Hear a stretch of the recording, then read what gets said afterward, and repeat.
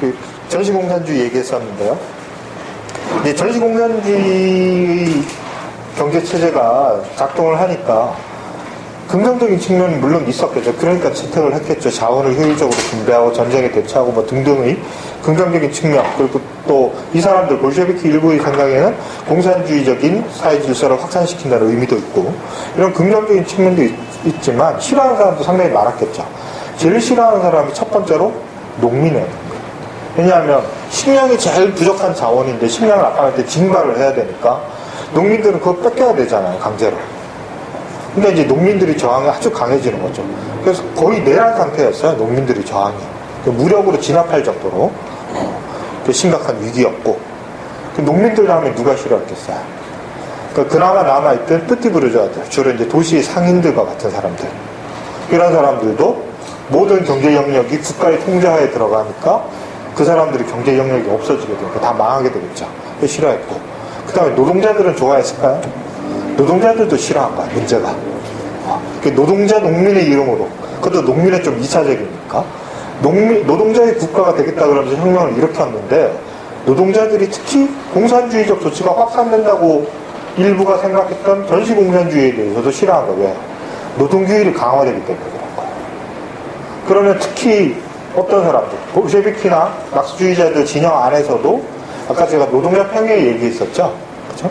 그러니까 노동자들의 주도적인 역할을 주장했던 볼셰비키 일부가 여기에 상당히 반대하고 나선 거예요. 이 사람들은 당의 역할보다 노동자 평행, 그러니까 노동자 공장 소비에트의 역할을 상당히 중요하게 생각했던 사람들은 이게 약해지는 거잖아요.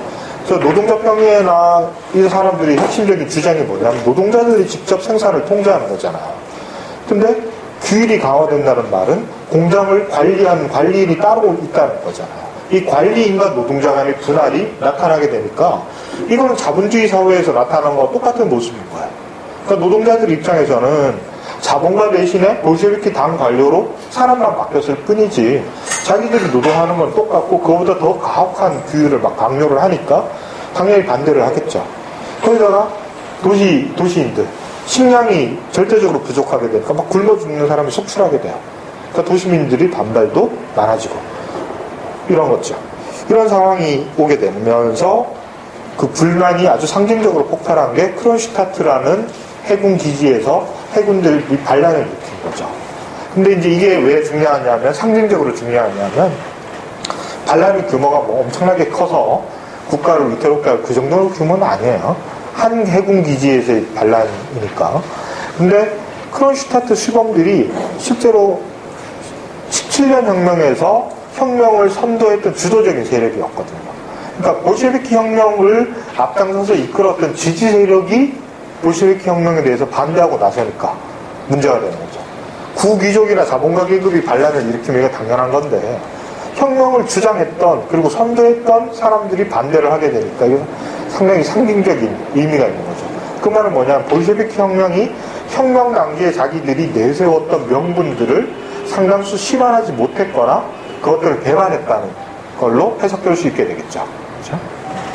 물론 크론슈타트 수봉 반란에 대한 역사적 평가는 여러 가지가 있어서 제가 뭐라고 얘기하기는 어렵고 책에 그 내용에 대해서 간단하게 소개를 해놨으니까 참조를 하시면 되겠고, 어쨌든 이걸 계기로 신경제정책이 더 이상 지탱될 수 없다는 건 상당히 명확해졌어요. 그래서 레닌 주도로 국가의 기본적인 운영 방식에 급격한 전환이 일어나게 되는데, 아까 앞에 뭐라 했죠? 전시공산주의라 했죠. 제가 좀 말이 헷갈리는데, 전시공산주의가 유지될 수 없었기 때문에 급격한 전환을 이룩하게 돼서 이게 바로 신경제정책이라는 체제로 넘어가게 되는 거예요. 그래서 전시공산주의와 대립되는 의미에서의 신경제정책이 시행이 되는데, 아주 단순하게 말하면 신경제정책은 농민과의 타협이에요. 그래서 이제 그 당시에 유행하던 표현으로 농민과의 브레스트-리토프스키 조약이다, 이런 표현을 쓰거든요. 그러니까 손해를 보지만 원칙을 훼손시키지만 농민들과 타협을 통해서 당장 급한 불을 끌려는 그런 정책이죠. 그래서 여러 가지 부분에서 이게 시행이 되지만 전반적으로 정치적으로, 사회적으로 사회적 통제도 완화되고 노동규율도 완화되고 이런 것도 있지만 핵심적인 거는 농민에 대한 정책이에요. 그 뭐가 달라지냐 하면은 리니어 식량을 다 징발했잖아요, 농민들한테. 근데 이거를 현물세로 바꾸고 나중에 가면은 이걸 더 확대시켜요. 이건 뭐냐 하면은 세금으로 일정한 농산물만 납부하고 나면 남는 농산물을 일단 자기들이 먹고 살아야 되니까 농민들이 먹고 살 만큼 놔두고 그러고도 남는 잉여 농산물이 있겠죠.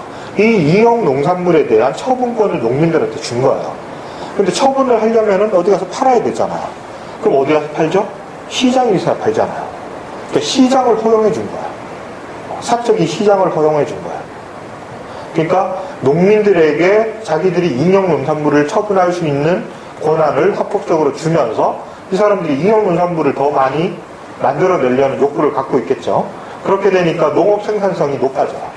그리고 잉여 농산물도 더 늘어나니까 시장에 많은 농산물들이 나오게 돼요. 그러니까 시장이 활성화되겠죠. 이걸 중개하는 상인들이 또 늘어나는 거예요. 그리고 농민들은 주로 이제 시골에서, 농촌에서 생활을 하고 이것들이 도시로 팔려나오게 될 거 아니에요. 농촌에서 도시로 이거를 중개하는 상인들이 번성하게 되고, 대규모의 시장도 생겨나게 되고, 그 다음에 이 농민들이 이걸 팔아가지고 그냥 현금을 그냥 집에 갖고 있는 게 아니잖아요. 필요한 공산품을 사갖고 가야 되겠죠. 그렇죠? 그러니까 생활 필수품을 만들어내는 경공업 위주로 산업도 부흥하게 되고, 이렇게 되겠죠. 이런 식으로 이제 경제가 어느 정도 그 침체기에서 벗어나기 시작을 하고, 사회적 통제도 약화되고, 정치적으로 좀 더 민주화되고, 이런 변화들이 이제 나타나게 되는 거죠. 역시 그렇지만 핵심은 농민에 대한 경제적 조치의 완화에 있는 거죠. 그러니까 농민들에게 어느 정도의 자본주의적 요소를 허용한 거라고 할 수 있어요. 이 신경제 정책이라는 걸. 자, 그렇게 되니까 이 신경제 정책이라는 것이 어떤 의미를 지니는 거냐. 볼셰비키 혁명의 관점에서 어떤 의미를 지니는 것이냐를 두고 논쟁이 벌어져요. 공식적으로는 1921년부터 1928년까지 이제 지속이 되는데, 이게 사실은 오랫동안 아주 문제없이 지속된 게 아니라 한 23년, 24년 정도만 되면 벌써 문제점이 생겨나요, 사실은. 첫 번째 문제는 뭐냐면 농민 중에서도 농사를 좀 더 잘 짓거나 아니면 운이 좋아서 좀 비옥한 농지를 가졌거나 하는 사람들은 잉여 농산물이 더 많겠죠. 그 잉여 농산물을 축적해서 돈을 가지게 되면 이걸로 땅을 더 살 수가 있겠죠. 그 다음에 농업 노동자를 고용할 수가 있게 돼요. 이게 중요한 게 농업 노동자를 고용할 수 있게 해주는 게 내표에서 신경제 정책 아주 중요한 정책인데, 이걸 가능하게 해주는 거예요. 그렇게 되니까 농민 내에서 계급 분화가 일어나는 거예요. 그러니까 부자인 농민과 가난한 농민이 분할되게 되고, 그러니까 구자 체제의 농촌에서의 부작용 중에 하나는 고리대로 막 번성하게 되는 거예요. 농민들이 현금이 없으니까 가난한 농민들은 이웃에 돈 있는 부농들한테 돈을 빌려 쓰는데 이게 아주 고리란 말이에요. 고리대 같은 것들도 다시 막 생겨나게 되고, 이런 이제 농민들 간의 계급 분화가 일어나게 되는 게 문제가 되죠. 그렇게 되니까 부농이나 또 상대적인 중농들은 신경제 정책에 대해서 우호적인데, 빈농들은 이거 더 나빠진 거니까 자기들은 좋을 게 하나도 없잖아. 그러니까 빈농들은 여기에 대해서 반발하게 되는 거야. 그 다음에 내프에서는 주로 이제 산업을 발전시켜도 소비재 산업 위주로 발전할 수밖에 없게 되겠죠. 1차적인 생활 필수품들을 공급을 해주는 역할을 산업이 해야 되게 되니까. 근데 문제는 뭐냐면은, 아까도 말했죠. 러시아가 고립된 상황 속에서 급속하게 사회주의를 건설해야 되는 과제를 안고 있었잖아요. 근데 이 사람들이 생각하기에 사회주의 건설의 경제적 핵심은 어디에 있냐면은 급속한 산업화에 있잖아요. 특히 러시아는 자본주의 발전이 상당히 낙후된 국가였잖아요. 여기서 혁명을 일으켰는데, 나중에 이 사람들 생각에는 선진 자본주의 국가가 사회주의 혁명을 일으킨 다음에 자기들 나라의 산업 발전을 원조해 줄 거라고 생각했어요. 자원도 주고 기술도 주고 이렇게 할 거라고 생각했는데 그게 다 차단됐잖아요. 그렇게 되니까 자력갱생을 해야 되는데, 그러니까 더 급속하게 중화공업 위주로 산업 발전을 할 수밖에 없는 상황이에요. 그 산업 발전을 안 하면은 사회주의 실현이 불가능하다고 생각하는 게 상식이잖아요. 그렇죠? 근데 급속한 산업화를 해야 되는 과제가 있는데도 불구하고 내프 상태에서는 중공업 위주의 산업 발전은 상대적으로 지체되고 소비재 위주의 경공업 발전이 활성화되니까 문제가 생기는 거죠. 사회 전체적으로 봤을 때는.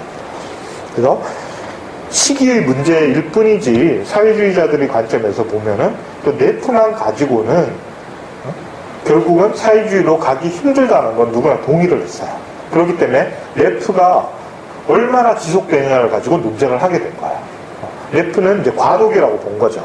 그래서 어떤 사람은 상대적으로 상당한 몇십 년이 걸릴지도 모른다, 이 비슷합니다. 이렇게 본 사람도 있고, 어떤 사람은 이거 당장 폐지하고 빨리 사회주의적인 발전 경로로 나가야 된다고 주장한 사람도 나타나게 되는 거예요.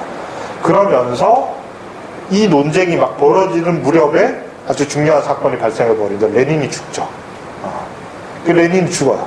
그렇게 되니까 아주 절대적인 권위를 가지고 국가를 일정한 방향으로 이끌고 나가던 사람이 없어지게 되니까 러시아의 발전 경로를 둘러싸고 논쟁이 일어나는 것과 동시에 레닌의 후계자를 놓고 권력 투쟁이 이것과 결부되게 돼요.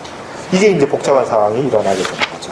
이 과정에서 스탈린이, 우리가 결과는 알죠. 스탈린이 집권을 하게 되는데, 스탈린이 부상하게 된 스탈린 개인적인 거나 그 당시의 정세 같은 거는 책을 좀 참조를 하시고 시간이 없어서 그리고 또 이 얘기 또 자꾸 하면 또 스탈린주의자라 그럴 겁니다. 근데 이거는 정말로 객관적인 역사책에서 제가 옮겨온 거예요. 그런 오해하지 마시고. 그래서 제가 너무 이상한 게 그런 거예요. 제가 이제 이 공부를 하면서 이 책을 또 쓰고 하면서 자료들을 찾아보면 아주 극우적이고 보수적인 역사학자들이 쓴 소련 역사나 스탈린 정기에서 스탈린을 평가하는 것보다 자기들을 좌파 또는 공산주의자라고 생각하는 지식인들이 스탈린에 대해서 훨씬 부정적이에요. 그래서 제가 너무 이상했어요, 그게. 그게 사실이에요. 우리나라에도 그래요. 근데 우리나라에서도. 오히려 우파들은 좀 객관적으로 보려고 해요. 역사적인 맥락 속에서 소련을 보려고 해요. 물론 기본적인 판단은 부정적이지만. 근데 좌파들은, 특히 좌파 지식인이나 철학자들이나 정치학자나 이런 이론가들은 역사적 맥락이나 현실적 상황을 전혀 고려하지 않아요. 그러니까 무조건 틀린 거야. 일단 틀린 거야. 그리고 자꾸 이론, 스탈린주의만 갖고 얘기를 해요. 근데 그거는 저는 잘못된 접근인 것 같아요. 왜냐하면 스탈린 스스로가 자기를, 물론 나중에는 필요에 의해서 이론가로 포장하긴 하지만 속마음으로 한 번도 자기가 이론가라고 생각한 적이 없어요. 그리고 주변에서 스탈린을 막스주의 이론가라고, 이거는 나중에 스탈린이 최고 권력자가 된 다음에 권력을 개인 숭배하면서 나온 얘기예요. 근데 그 이전에는 동료들이나 부하들이나 인민들이나 스탈린 스스로도 자기가 이론에 능통해서 권력자가 됐다고 절대로 생각을 안 해요. 실제로 그게 사실이에요. 이 사람이 이론가에서 권력을 장악하는 거 아니거든요, 절대로. 근데 이걸 왜 자꾸 이론을 가지고 스탈린을 평가하고 스탈린 시대 소련을 평가하는지 그걸 저는 이해를 못하겠어요. 그건 너무 잘못된 접근법이잖아요. 그렇죠? 그건 좀 교정해야 된다. 그게 이제 제 생각인데. 역사학자들은 실제로 그렇게 접근 안 해요. 역사학자는 접근 안 하는데 무조건 철학하고 뭐 이런 사람들이 그런 얘기야. 스탈린 싫어하고 이러는데 그건 자기들이 정치적 아마 이유가 있겠죠. 자기들이 정치적 입지를 정당화하기 위해서 왜곡시키는 그런 부분이 있겠죠. 역사에 별로 관심이 없고 현실에 일단 관심이 없으니까 이론하는 사람들은. 소련에서 실제로 어떤 일이 일어났는지 관심이 없는 거야. 일단 틀린 거야. 소련 인민들은 다 지옥 같은 삶을 살았고 다 스탈린 때문에 그랬던 거고 스탈린이 잘못된 철학 때문에 그랬던 거고 여기서 한 발짝도 더 안 나가요. 너무 이상한 것 같아요. 한글로 돼 있는 스탈린 전기 중에 아주 이만큼 두꺼운 책이 있거든요. 강철 권력 스탈린인가 아주 두꺼운 책이에요. 이게 읽어보시면 알겠지만 정말로 스탈린에 대한 극도의 혐오감을 갖고 있는 사람이 쓴 책이에요. 역사학자가 쓴 책인데 그 책을 읽어보시면 그 서유럽 좌파들이나 우리나라의 반스탈린주의자들이 스탈린에 대해서 평가하는, 특히 트로츠키주의 하시는 분들이 스탈린에 대해서 평가하는 글들을 읽고 그 글을 보면 이거 스탈린주의자가 쓴 책인 줄 알아요. 처음에 보면. 그 정도로 극심한 평가의 차이가 갈라져요. 이거는 좀 뭔가 왜곡된 거다. 문제가 있는 접근이다. 이런 생각을 해야 하잖아요.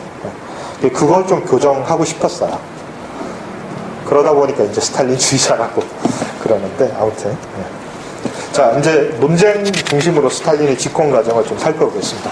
그래서 레프를 계속 할 거냐 아니면 폐지할 거냐 이걸 둘러싸고 크게 세 입장으로 나눠져요. 크게 당연히 이제 중도파가 있고 좌파가 있고 우파가 있고 이렇게 나눠져요. 우파는 어떤 사람이냐면 부하린이라는 사람이 대표적인 지도적인 인물이에요. 이 사람들은 레프의 상당 기간 지속을 주장을 해요. 상당한 기간 동안 레프가 지속될 수밖에 없다고 보고 소련 현실에서는. 그래서 당면한 과제는, 그 당시에 당면한 과제는 농민이 일단 부를 축적하는 거라고 봤어요.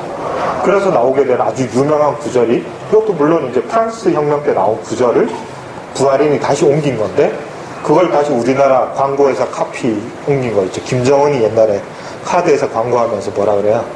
부자 되세요. 그게 구호예요. 농민들이요, 부자가 되시오. 이래요. 중요한 당대회에서. 그 때문에 이제 엄청 욕먹고 몇 달 뒤에 곧바로 철회하거든요. 철회하긴 하는데, 속마음은 그런 거야. 그러니까, 이게 아주 핵심적으로 우파의 입장을 잘 보여주는 거야. 농민들을 중심으로 자본주의적 요소가 혼합된 어떤 경제체제를 통해서 사회 전체의 생산력을 높이고, 특히 생산력이 높아지더라도 중화학공업 같은 부문에서 생산력이 높아지는 것보다는 농업과 소비재 부문에서의 생산이 활성화되는 게 바람직한 방향이고, 이런 소비재 생산의 활성화를 통해서 경공업이 발전하면 그걸 뒷받침하기 위해서 공장 설비 같은 게 필요하니까 자연스럽게 중화학공업이 발전하게 될 거라는 이 순차적인 발전 경로, 그리고 이게 상당 기간 몇십 년 이상 지속돼야 된다라는 판단을 우파들이 하게 되죠.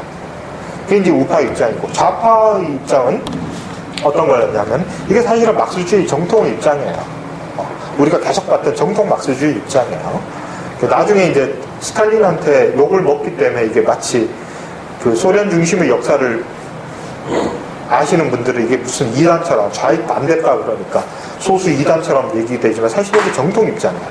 이 입장은 뭐냐면은 사회주의로의 건설은 노동자 계급이 주체가 돼야 되는 거고, 경제적으로는 중화공업 위주의 급속한 산업 발전이 전제가 돼야지만 되는 거예요. 근데 문제는 뭐냐 하면은 중화공업 위주의 발전을 한다는 거는 엄청나게 대규모 공장을 짓는 거잖아. 제철소부터 시작해서 뭐 조선소, 자동차 공장, 군수 공장, 화학 비료를 생산해야 되고, 비료 공장, 뭐 트랙터 공장 이런 것들을 만들어야 돼요. 기계 설비도 만들어야 되고, 원료도 만들어야 되고. 이런 걸 만드는 규모가 일단 크니까 엄청난 자본이 투하가 돼야 돼요. 근데 소련같이 가난한 나라, 특히 내전으로 완전히 쪽박 찬 나라에서 이게 불가능하잖아요. 그러니까 경제학적으로 뭐가 논쟁거리가 되냐 하면은 사회주의로 발전하기 위한 초보적인 자본을 어디에서 획득하느냐. 이게 문제가 되죠. 그래서 이거를 설명한 이론을 좌익 반대파, 좌익 공산주의의 아주 중요한 이론가가 내세우는데, 그게 뭐냐면 사회주의적 시초 축적이라는 개념이에요. 시원 축적, 뭐 원시 축적, 번역가 여러 가지 있는데, 그러니까 이게 산업 발전이 이루어지기 위한 최초 단계에서 일정한 규모의 자본이 있어야지만 이게 도약이 가능하잖아요. 그러니까 조금 있어갖고는 안 된단 말이야.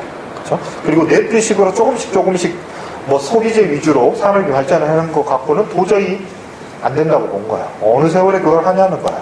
어느 세월에 그걸 하느냐는 것도 문제일 뿐만 아니라 그 과정에서 농민의 세력이 너무 강해지는 거죠. 노동자 계급이 정치적으로 주체가 돼야 되는데, 사회주의 건설이 주체가 돼야 되는데, 래프가 장기간 지속되면 농민 계급이 세력을 키우고, 또 농민 계급과 함께 누가 세력이 실제로 커졌냐 하면은 농산물을 도시에 내다 팔고 중개하는 상인들의 세력이 되게 커진 거야. 래프 시기에 이 상업적 거래를 통해서 세력을 부를 축적한 이 당시 소련 말로 래프만이라는 집단이 형성이 돼요. 상인 집단이죠. 그러니까 이런 히프티 부르주아 계급이 새롭게 등장을 하는데, 이건 사회주의를 그때 후퇴라고 본 거죠. 그래서 이 후퇴를 용인해서는 사회주의로 나갈 수 없다는 판단을 하게 돼요.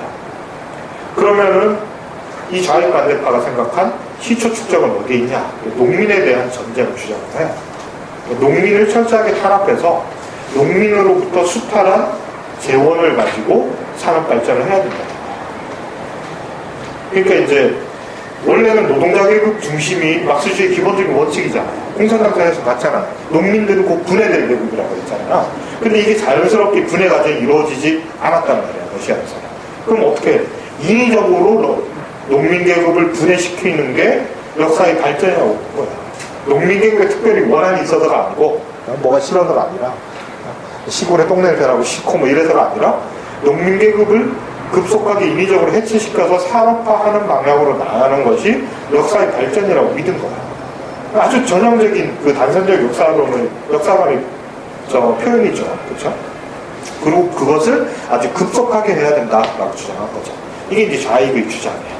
그래서 아까 제가 로자 목사님 그렇게 얘기했지만, 우리가 자꾸 이제 스탈린에 반대를 하니까 좌익 공산주의가 되게 민주적인 것 같지만, 실제로 농민 문제에 있어서는 스탈린, 중도파였던 스탈린이나 우파보다 훨씬 가혹한 주장을 한 사람들이에요. 이게 이 사람들이 그냥 원래 인도주의적이고 이래서 그런 주장한 게 아니란 말이에요. 이걸 자꾸 사람들이 착각을 해요. 어쨌든 농민에 대한 전쟁과 수탈을 통해서 그 사회주의적 발전의 시초 축적을 하고 이것을 토대로 해서 중공업 위주의 경제 발전을 급속하게 진행시켜야 된다.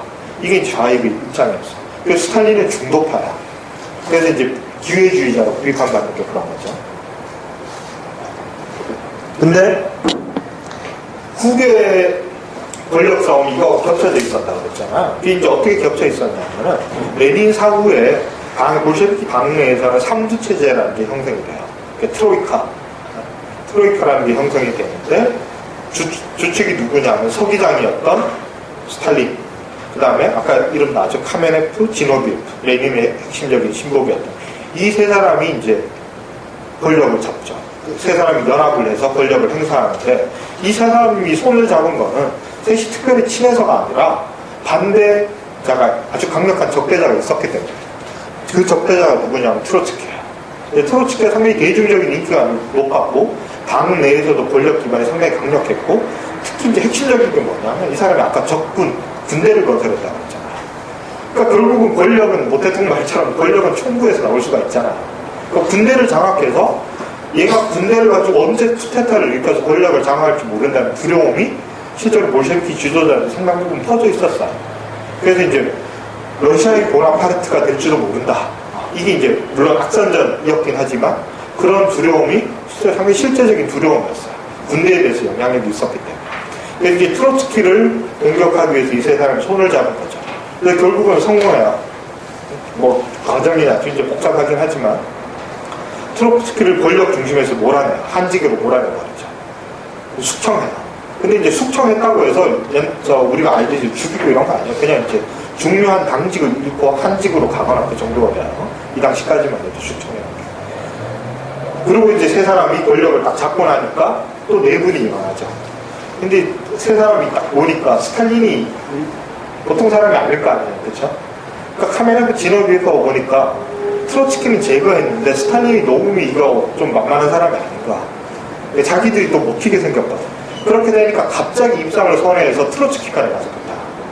자기들이 막 비난했던 사람이 갑자기 낯빛을 바꿔가지고 트로츠키 주장을 지지하면서 스탈린을 막 비판해요. 그래서 이 세 사람이 다시 카메네프, 지노비에프, 트로츠키가 반대파를 형성한 게 연합 반대파예요. 유나이티드 오포지션을 형성하는데 연합 반대파를 형성을 해요. 근데 이 연합 반대파의 이론적 입장은 어디하고 가까우냐면 자익 반대파하고 다시 손을 잡아요. 그러니까 트로츠키가 완전히 자익 반대파 입장은 아니었지만 그 입장하고 상당히 가까워요. 트로츠키 주장. 왜 트로츠키 주장이 가깝냐면 상당히 정통주의 주장을 했다고 그랬죠. 그래서 이 입장이 상당히 가까웠어요. 그래서 이제 자익 반대파의 입장에 근거해서 스탈린을 비판을 하는 거죠. 스탈린이 그 기회주의자다. 그렇게 되니까 스탈린은 누구하고 손잡냐면 우익 반대파의 부하린하고 손을 잡아요. 부하린하고 세력을 합친 다음에 어쨌든 권력 다툼에서 얘네들을 좌익 반대파를 다 썰어버리죠. 연합 반대파를 패배시키는데 연합 반대파를 패배시키는 과정에서 이제 우두머리였던 세 사람 카메네프, 지노비에프, 트로츠키가 정치적으로 실각을 하는데 그러면 그 사람들하고 손잡고 있었던 프레오브라젠스키라는 사람을 비롯한 좌익 반대파는 어떤 입장을 취했느냐. 스탈린 지지를 다 돌아서거든요. 스탈린을 다 지지하게 돼요. 이걸 가지고 트로츠키주의자들이 나중에 이제 정치적 양심의 문제 이렇게 명칭을 붙이는데 그러니까 정치적 양심을 대신했다. 권력자한테 붙어서. 근데 이제 역사학자들은 별로 동의하지 않죠. 왜 동의하지 않느냐. 이때가 언제쯤이냐면 권력을 완전히 장악하는 때가 언제쯤이냐면 27년에서 28년쯤이에요. 1927년에서 28년쯤인데 이 시기에 무슨 일이 일어났는지를 보면은 이 상황을 이해할 수가 있게 되죠. 무슨 일이 일어나냐면 1928년에 소련의 경제개발 5개년 1차 5개년 계획이 시작돼요. 근데 이 1차 5개년 계획이란 결국 이제 소련 사회를 어떤 식으로 발전시켜 나갈 것인가, 어떤 경로로, 어떤 방향으로 소련 사회를 건설해 나갈 것인가를 결정하고 추진해 가는 시기잖아요. 그렇죠? 신경제 정책이 사실상 폐지되고 1차 5개년 계획이 시행이 되는데 이 1차 5개년의 핵심적인 내용이 뭐냐 하면은 농업 집단화와 중공업 위주의 산업 발전이에요. 이게 자익반대파의 주장이잖아요. 그러니까 스탈린이 연합반대파를 다 붕괴시킨 다음에 그 다음에 누구를 수청하냐면 부하린을 바로 수청해버려요. 부하린을 수청하고 자익반대파의 주장을 자기 주장으로 받아들여서 1차 5개년 계획에서 실제로 실행을 해요. 이렇게 되니까 자익반대파는 반대할 이유가 없잖아요.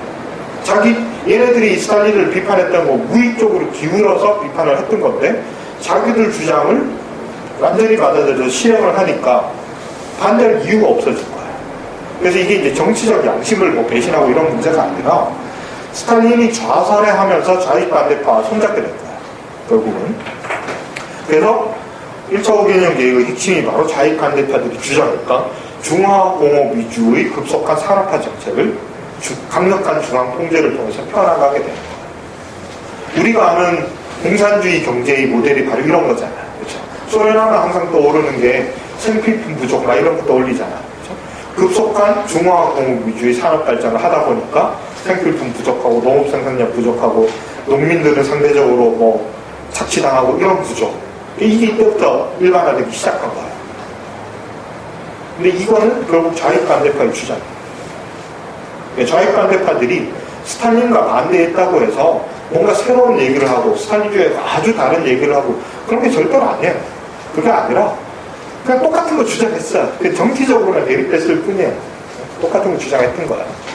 근데 노동자 반대파는 좀 민주적이고 그렇지도 않거든요. 노동자 반대파들이 역시 이제 농민에 대한 권력에서의 배제를 주장했던 거예요. 노동자 평의로 국가가 대체되면 농민들은 배제된다고 했잖아요. 급속한 중화공업 위주의 산업화 이 사람들이 역시 찬양한 거예요. 문제는 그 과정에서 중앙 통제적인 생산 방식에 대한 반대를 했던 거죠. 근데 자익반대파들은 그것도 찬성해요. 노동자 반대파하고 자익반대파가 좀 헷갈려서 얘기되는 경우가 많은데 그것도 구별이 돼요. 이거는 아주 좀 세부적인 건데 생산 방식, 그러니까 구체적인 작업 방식에 있어서 어떻게 하느냐. 노동자들이 직접 작업 방식을 통제해야 된다는 게 노동자 반대파의 주장이에요. 반면에 이 사람들, 그러니까 자익이나 스탈린주의자들의 주장은 여기에 대해서 중앙 집중적인 통제가 가능하다고 봐요. 근데 스탈린이 이런 얘기를 한 게 아니고 이미 전시공산주의 체제 때 1인 경영이라는 게 도입이 돼요. 아까 제가 그 전시공산주의 얘기하면서 노동자들도 막 반대했다고 그랬잖아요. 그게 바로 핵심적인 게 이것 때문에. 그러니까 혁명 직후에 볼셰비키가 노동자들이 생산 과정을 통제하게 한다는 게 아주 중요한 자기들의 선전이었어요. 그래서 노동자 교육의 지지를 받았던 거거든요. 근데 조금 지나고 보니까 생산이 다 거의 붕괴 상태가 됐어요. 근데 그걸 상식적으로 생각하면 이해가 돼요. 그러니까 그 당시 소련 노동자의 그 노동 규율이랄까 상당히 낙후되어 있을 수밖에 없죠. 거기다 급속하게 막 새로 공장을 지으니까 노동자가 많이 필요한데 이 사람들이 어디서 하늘에서 뚝 떨어지는 게 아니잖아요. 대부분 농민들이 도시를 이주해서 공장에서 일하게 되는데 삶이 완전히 다른 거죠, 삶이. 그러니까 여러분들이 생각하기에 지금 우리가 공장 가서 여러분들 공장 가서 일하면 낯설게 힘들고 그 정도의 차이하고는 완전히 질적으로 다르고 우리는 교육을 받아왔잖아요, 어려서부터. 그게 사실 규율화의 과정이잖아요. 그걸 통해서 공장을 가든 뭐 다른 사무직을 가든 어디를 가든 비슷한 원칙이 적용이 되잖아요. 군대를 가든 특히 군대를 가면 남자분 군대 갔던 남자분들은 공장 가도 크게 다르지 않게 적응할 수 있어요. 작업의 내용, 구체적인 내용 자체가 달라질 뿐이지. 근데 이런 거 전혀 없는 농민들이 근대적 규율을 하는 게 전혀 이루어지지 않던 사람들이 어느 날 갑자기 공장에 와서 엄격한 규율 속에서 생전 처음 보는 또 문명인 사람들이 설명서도 못 읽는 기계를 막 올려야 되는 거야. 또 어떻게 되겠어요? 그러니까 견딜 수가 없는 거예요, 사람들은. 거기다 농민이, 그 당시 농민의 생활이라는 건 우리나라도 옛날에 마찬가지였지만 농한기와 농번기가 아주 엄격하게 구분되어 있었잖아요. 농한기 때는 할 일이 없어서 그냥 놀 수밖에 없어요. 그러니까 뭐 하죠? 노름하고 술 먹고 하잖아요. 저희 어렸을 때 박정희 시대 때 매일 계몽이 그런가. 노름하지 말자, 술 먹지 말자. 이런 거였거든요. 그리고 불과 우리나라 70년대까지 우리나라 농민들도 그랬단 말이에요. 근데 1920년대 소련 농민이에요. 러시아 농민이에요. 그러면 좀 짐작이 되죠. 그 규율이 전혀 안 되는 거야. 특히 음주 문제가 되게 심각한 문제였어요. 그러니까 그 전날 보드카로 과음을 하는 거예요. 그럼 못 일어나잖아. 그러니까 결석 지각이 수도 없는가. 이렇게 되니까 기계가 안 돌아가잖아. 출근을 해야지 뭐 기계를 돌리지. 그러니까 이거를 강제로 규율을 해야 되니까 노동자 평가에서 맨날 결론 나는 게 쉬는 시간 너무 많이 하자. 우리한테 반장 이런 놈들 다 없어요. 간섭 못하게 하자. 이런 거를 자꾸 결의해버리니까 공장이 안 돌아가는 거야. 그러니까 노동자 만렙가들이 생각했던 건 사실은 아주 규율화되고 숙련된 독일의 대공장의 성인 남성 노동자들 이 모습을 생각한 거야. 그리고 노동조합 경력도 20년 이상 되고 뭐 사회당으로부터 정치 교육도 받고 이런 사람들이 하면 공장 통제할 수 있다 이렇게 생각했는데 이거를 소련에 그대로 갖고 적용하니까 될 리가 없죠. 그렇죠? 이렇게 되니까 그 생산 자체가 사실 공장이 붕괴돼 버리는 거야. 그래서 레닌이 한 유명한 말이 있죠. 러시아 인민들은 일하는 법을 배워야 한다. 이런 얘기를 하면서 1인 경영 체제를 다시 도입하고 그것도 더 나아가서 테일러주의를 도입해요. 초기의 공산주의자들은 테일러주의가 그때 이제 미국에서 막 확산되고 있던 무렵이거든요. 테일러주의야말로 이거 자본가 계급이 노동자들을 착취하는 아주 그 가혹한 방식이다. 이렇게 막 비난했는데 소련에서 레닌 시대에 채택을 해버린 거. 근데 이제 이게 단순하게 이거를 또 이제 부정적으로 보는 사람들은 자본주의적 방식을 소련이 채택했기 때문에 부정적이다, 잘못된 거다 이렇게 얘기를 하는데 그렇게 단순한 논리로 도입한 건 아니에요. 단순한 논리로 도입한 건 아니고 상당히 철학적인 배경이 있어요. 테일러주의가 도입되는.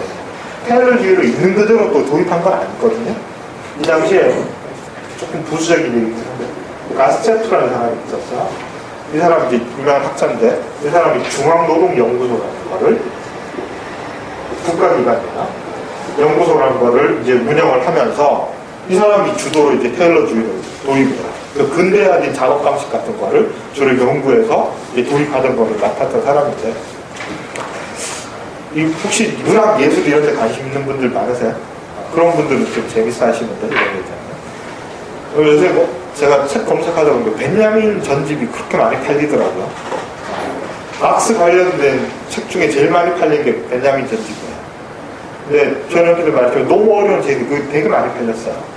아마 이제 문화예술에 대한 관심 때문에 팔린 것 같은데 그렇게 만만한 이렇게 소프트하게 접근할 수 있는 학자가 아닌데 어쨌든 많이 보시는 것 같은데 벤야민 글들 같은 거 보면 기계 얘기 나오죠.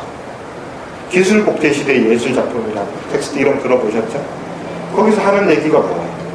어떤 얘기하죠? 예술작품의 성격 자체가 기술의 발전 때문에 존재 방식 자체가 달라졌다 그런 얘기를 하는 거잖아요. 우리나라에서 자꾸 나이브하게 벤야민 보는 사람들은 그걸 반대로 해석을 자꾸 해요. 그래서 기술복제 시대가 돼서 예술의 의미가 사라졌다 뭐 아우라 얘기하는 사람들 그딴 소리 하는데 그 벤야민을 정말 거꾸로 읽은 거죠. 그게 아니라 반대 얘기를 하죠. 그걸 긍정적으로 하는 거죠. 그러니까 기술이라는 조건이 예술의 성격을 완전히 본질적으로 바꿔버렸다는 거예요. 그걸 되게 찬양해요. 근데 이게 벤야민이 독특하게 그런 생각을 했던 게 아니라 여러분 그 느낌을 잘 상상하기 힘드실 수도 있는데 19세기 내내 또는 특히 19세기 말 20세기 초에 서구에서 과학기술의 발전이라는 걸 상상을 할 수 없을 정도로 비약적인 발전이었어요. 우리는 과학기술의 익숙한 문명 속에서 태어나서 자랐지만 지금의 발전 기술을 못 따라가고 되게 놀랍잖아요. 근데 그게 전혀 없던 상황에서 발전을 했기 때문에 그게 상당히 경이적으로 보였던 거예요, 이 사람들한테. 긍정적으로 보든 부정적으로 보든. 그래서 긍정적으로 보는 사람들은 기계 그 자체에 대해서 이제 열광을 했어요. 서유럽 사람들이. 그래서 뭐 예술작품의 미래주의라든지 뭐 이런 미술 사람들은 다 기계에 대한 열광에 빠져 있는 거잖아요. 미래가 이런 애들이 열광하는 건 뭐 기관총. 기관총의 스피드, 금속성. 이런 데 열광해서 전쟁 찬양하고 막 그러는 거잖아요. 그러니까 그 비슷한 정서가 그 당시 유럽, 서유럽에 상당히 널리 퍼져 있었거든요. 그래서 그 당시에 나온 영화들을 보면 표현주의가 그때 나오잖아요. 표현주의 영화들 어떤 게 있어요? 메트로폴리스 영화 보면 뭐가 나와? 공상과학 영화들이 그때 막 쏟아져 나오잖아요. 주인공이 사이보그야. 20세기에 나온 영화다. 그 주인공이 사이보그잖아요. 근데 그게 부정적으로 그려져 있어요? 그렇지 않잖아요. 인간과 기계의 관계에 대해서 아주 근본적인 질문을 하죠. 그리고 인간 본질을 훼손한다. 이런 생각 별로 안 해요, 그 사람들은. 인간이 기계로 대체될 수 있다는 걸 아주 긍정적으로 보기도 하고 그러죠.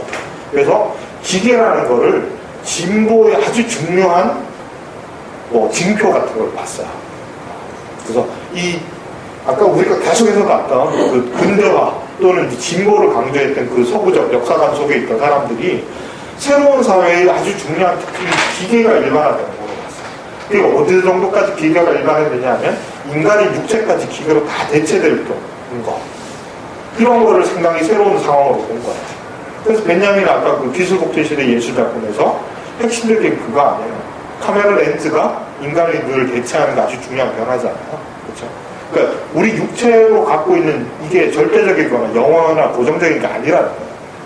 이걸 전제로 하면 예술 이해는 이제 끝났다는 거예요. 이걸 기계가 대체하는 세상이 되고 이게 당연한 거라는 거죠. 그렇죠? 이런 사회적 분위기가 있었어요. 그 당시에. 지적 분위기가 상당히 널리 퍼져 있어서 가스테프라는 사람은 어떤 식으로 생각했냐 하면 사회주의 사회가 되면 사회주의적 인간형이 나타난다고 했죠. 새로운 아주 발전된 이전의 인류하고 다른 사회주의적 인류의 모습이 어떤 걸까라고 생각을 했는데 그게 기계에 가까울수록 더 진화된 인간이라고 생각을 했어요. 지금 생각하면 이상한 생각 같지만 그 당시에는 상당히 많은 사람들이 이런 생각을 했거든요. 근데 인간이 기계화된다. 우리는 지금 부정적으로 보잖아. 그렇죠? 찰리 채플린 영향으로 인간이 기계화하면 항상 나쁜 이미지로 받아들이지만 이 당시에 상당히 많은 사람들이 그걸 정말로 진보라고 생각했어요. 인간이 더 나은 존재가 되는 거라고 생각했어요. 그래서 가스테프가 어떻게 생각했냐면 러시아 혁명의 아주 중요한 과제가 인간을 바꾸는 거라고 생각했어요. 인간을 바꾸면 인간 신체를 기계로 대체하는 방법도 있지만 그보다 더 쉬운 방법은 뭐예요? 인간을 기계처럼 규율화하는 거예요. 기계가 작동하는 방식으로 인간을 규율화시키면 그게 인간을 아니라 테일러주의는 자본가들이 인간을 착취하기 위해서 만든 거지만 사회주의 사회에서는 이거는 노동자에 대한 착취가 아니라 인간을 진화시키는 과정이라고 본 거야. 그래서 테일러주의를 도입한 거야. 그래서 상당히 아이디어가 재밌죠. 이런 생각들이 상당히 러시아 혁명 초기에는 온갖 생각들이 다 공존하고 있었어요. 그래서 우리가 아는 여러 가지 전위적인 예술가들이 러시아 혁명에 참가하고 그것을 지지하고 막 그러잖아요. 그렇죠? 나중에 이제 사회주의 리얼리즘이 확고해지면서 다 수평되게 되지만, 배제되지만, 초기에는 아주 다양한 시도들이 있었잖아요. 여기 또 마찬가지입니다. 테일러주의나 1인 경영 이런 거를 단순하게 자꾸 이제 소련 체제를 부정적으로 보는 사람들이 여기만 보고 아주 심플하게 노동자들을 빨리 착취해가지고 그 공장 빨리 짓고 생산력 높이고 이렇게 하려고 물론 그런 이유가 중요한 이유이긴 하지만 단순히 그런 생각에서만 접근한 건 아니라는 거예요.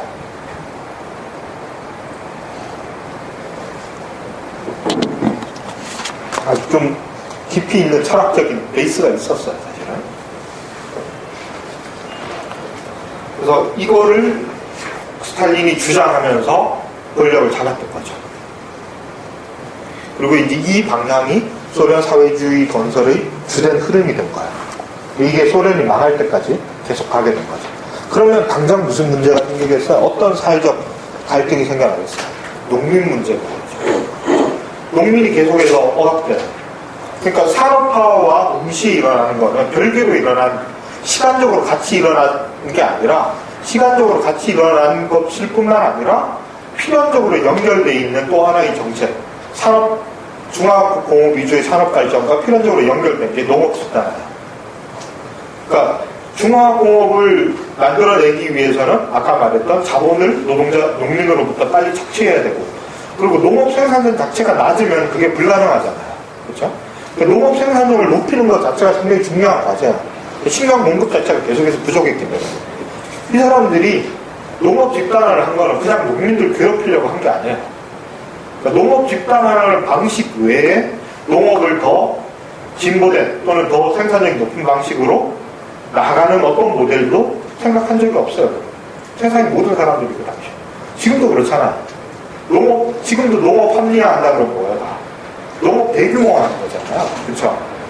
어떤 사회에서든지 농업을 더 발전시킨다 그러면 항상 나오는 대안은 천편일률적으로 농업을 대규모화해서 산업적 구조로 재편하는 거예요. 지금도. 그렇죠? 영농기업, 농업기업 형태로 변화시켜 자본주의 사회에서는 아니면 사회주의에서는 집단 농장을 하는 거죠.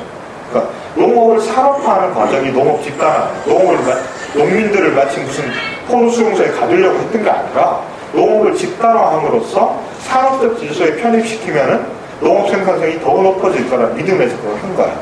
문제는 이걸 시행하는 방식인데, 레닌이 이제 바람직한 모델로 생각했던 거는 모델을 만들자는 거야. 모범 농장을 만들어 놓으면은 레닌 생각에 당연히 이 집단화된 농장이 개별 영농보다 생산성이 훨씬 높으니까 몇 년만 시행하면 농민들이 자발적으로 다 농업 집단을 할 거라고 믿었어요. 그게 너무 나이브한 생각이죠. 농민들이 토지에 대해서 갖고 있는 애착심 같은 거 너무 과소평가한다. 농민들은 그 토지에 대한 집착 같은 걸 버리기 상당히 힘들거든요. 그걸 이제 과소평가했던 거야. 반면에 이제 좌익 반대파들은 그거를 이제 어느 정도는 인정한 거죠. 간파했기 때문에 농민들은 그냥 말로 해가지고 자발적으로 집단화 절대로 안 한다는 거예요. 그게 강제적으로 규제해야 된다고 생각했던 거고, 이제 스탈린도 왔다 갔다 해요. 어떤 때는 되게 강하게 막 푸시하다가 어떤 때는 좀 풀어주다가 하지만 기본적인 거는 급속한 집단화였어요. 이런 방향으로 이제 러시아가 발전하기 시작하죠. 근데 이걸 어떻게 평가하느냐는 1차적으로 생산량 자체를 보면은 아주 급속한 증가가 있었던 건 사실이에요. 통계가 아무리 이제 과장되고 뭐 그런 측면이 있긴 하지만 상당히 급속한 산업화가 있었고, 여기에 대해서 서구 열강들이 아주 상당히 놀라운 거였죠. 왜냐하면 이때가 언제? 28년, 29년에 무슨 일이 일어나죠? 대공황이 오잖아. 자본주의가 망할 정도의 대공황이 오는데, 그러니까 급속하게 경제가 추락하는데 소련은 반대로 급속하게 비약했거든요. 그렇게 되니까 소련 모델에 대해서 아주 우호적으로 보는 사람이 그 당시에 상당히 많았어요. 그리고 그전에는 이제 그 볼셰비키 비난했던 서유럽의 계량적 사회주의자들 상당수가 그 모델을 막 견학하러 오고 그러죠. 특히 이제 누가 거기에 대해서 긍정적으로 보냐면은 이 페이비안 사회주의자들. 이런 사람들이 이걸 아주 긍정적으로. 왜냐하면 국유화를 이 사람들이 주장했거든요. 이거를 국유화와 계획경제의 장점이라고 그 당시 사람들은 생각을 했었어요. 그래서 계획경제 모델이 시장 모델보다 훨씬 생산성이 높고 효율적인 모델이라고 초기에 많은 사람들이 생각을 할 정도로 초기에는 비약적인 경제 발전을 하죠. 근데 이제 아까 말했듯이 농민 문제가 발생을 하게 돼요. 농민 문제는 곧바로 뭐하고 연결되냐면 항상 만성적인 식량 부족 문제하고 연결돼요. 그 다음에 또 하나는 중화공업 위주의 경제 발전을 하게 되면 경공업이 상대적으로 취약해지니까 만성적인 또 소비재의 부족 현상, 이런 것들이 이때부터 생겨날 거예요. 소련은 그러면 항상 냉전시대 때 소련 사회의 일상적인 모습 그러면 줄 서 있는 거거든요. 엄청나게 긴 줄, 펜 한 덩어리 사기 위해서 엄청나게 늘어서 있는 줄. 나중에 이제 브레즈네프 시대 때가 이게 더 심화돼가지고 그 구호가 있었어요. 뭐 내용은 잘 기억하는데 어떤 거냐면, 가게에서 생필품 파는 가게에서 줄 서 있는 인민들한테 하는 말을, 점원들이 하는 말을 말로 하면 귀찮으니까 구호로 붙여놨어. 뭐냐면 주는 대로 받아가라, 줄 서서 싸우지 마라, 이런 몇 가지 구호가 있어요.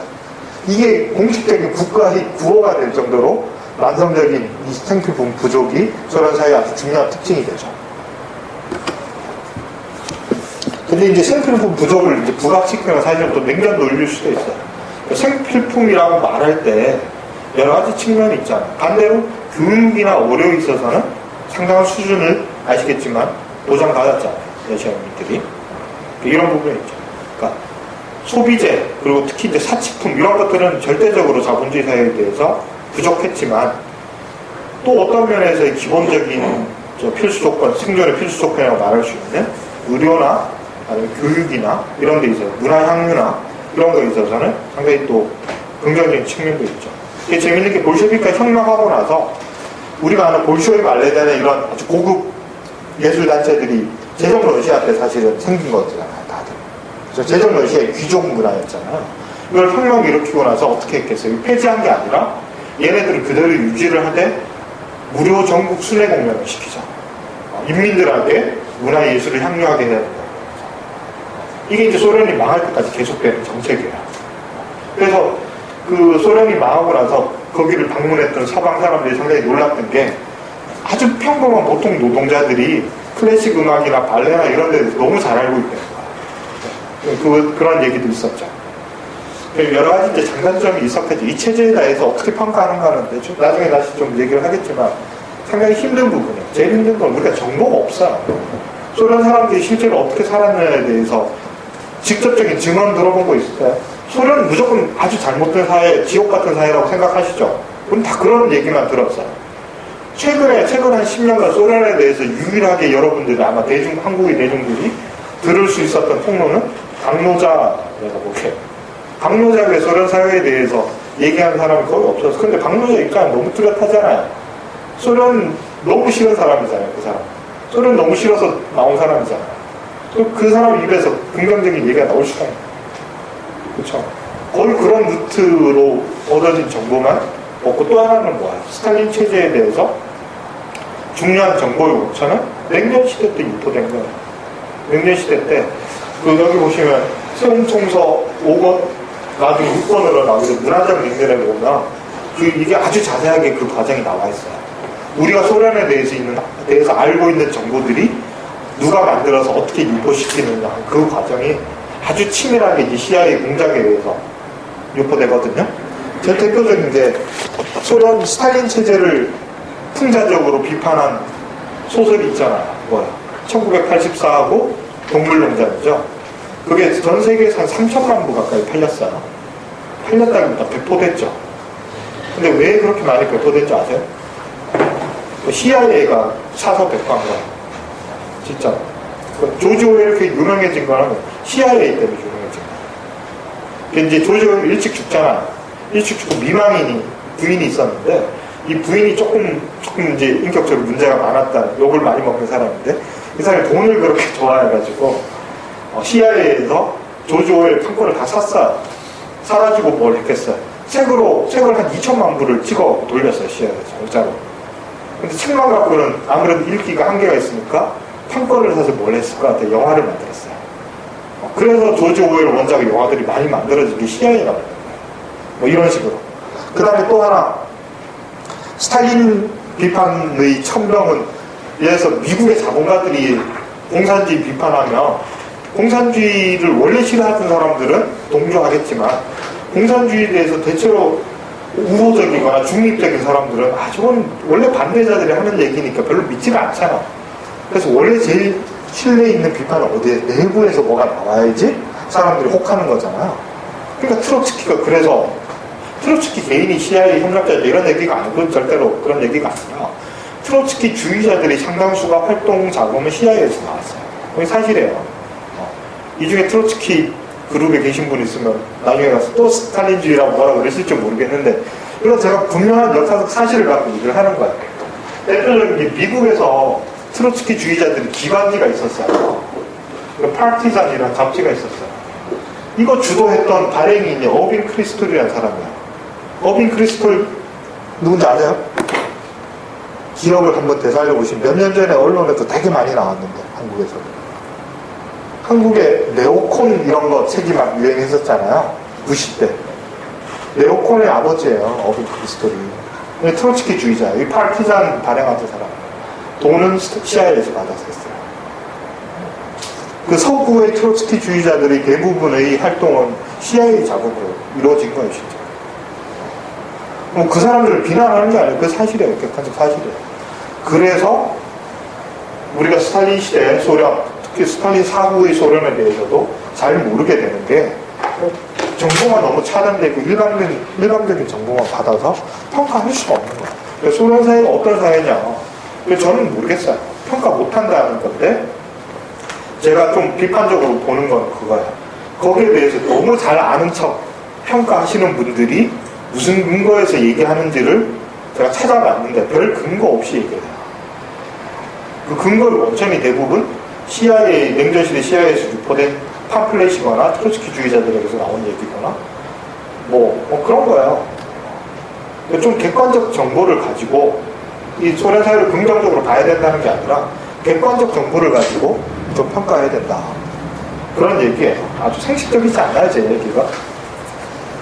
저는 상식이 다른 사람들은 자꾸 트로츠키 스탈린주의자래. 왜 그런지 모르겠어.